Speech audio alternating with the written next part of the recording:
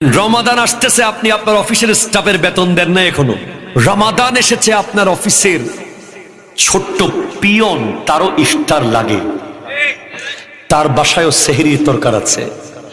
আপনি আজকেই আপনার পিয়নকে ডেকে জিজ্ঞেস করেন, তোর ইফতারের জন্য কত টাকা লাগবে এক মাসে, দিয়ে দেন। আপনার দারোয়ানকে দেন, ড্রাইভারকে দেন।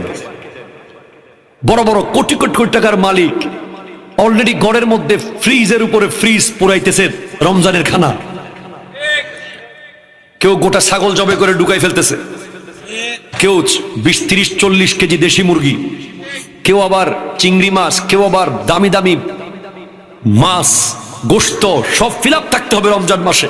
থাকুক, তবে মুখে গোশতের টুকরাটা দেওয়ার আগে, সেহরির লোকমাটা মুখে দেওয়ার আগে চিন্তা করা উচিত, আমার স্টাফরা সবার ঘরে ইফতার কেনা হয়েছে কিনা। ঠিক কিনা কথা বলেন,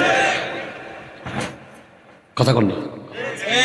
রমাদান আসার সাথে সাথে এই শাবান মাসে প্রত্যেক ব্যবসায়ীর উচিত, প্রত্যেক গার্মেন্টসের মালিকের, প্রত্যেক ফ্যাক্টরির মালিকের, প্রত্যেকটা বড় বড় ইন্ডাস্ট্রিয়াল যারা আছে, তাদের উচিত অন্তত রমাদানের ইফতারি যেন ভালোভাবে কিনতে পারে, প্রত্যেকটি স্টাফকে স্পেশাল বোনাস দেওয়া। ঠিক কিনা কথা জোরে বলেন।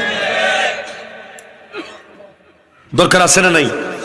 আছে। এবং সমাজের যারা আপনারা সম্ভ্রান্ত আছেন, পয়সাওয়ালা আছেন, আপনাদের উচিত সমাজের গরিবদের লিস্ট করে তারা যেন লজ্জা না পায়, কেউ যেন না দেখে মতো অন্ধকারে তাদের ঘরে ঘরে গিয়ে ইফতারের পুটলি দিয়ে আসা। আপনার রোজা তো তখন কবুল হয়ে গেছে। দরকার আছে না নাই বলেন না? আছে। মুত্তাকি, তাকওয়াবান হওয়ার দরকার আছে না নাই? রমাদান মাসে প্রতিটা মুহূর্ত আপনার কলবকে ধুয়ে ফেলবে, এই জন্য প্রিপারেশন নেওয়ার টাইম এটা। সুবহানাল্লাহ।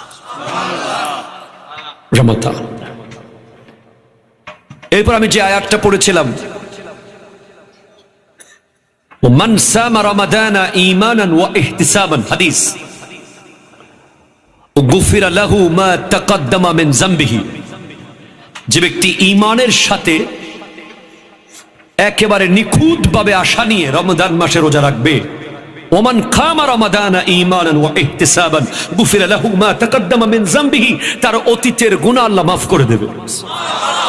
যে ঈমান নিয়ে এবং পরিপূর্ণ আশা নিয়ে রমাদান মাসে সারা রাত আল্লাহর জন্য দাঁড়িয়ে দাঁড়িয়ে ইবাদত করবে, দিনে রোজা রাখবে, তার অতীতের গুনাহ মাফ করে দেবে কে? আরো জোরে বলেন কে? শুধু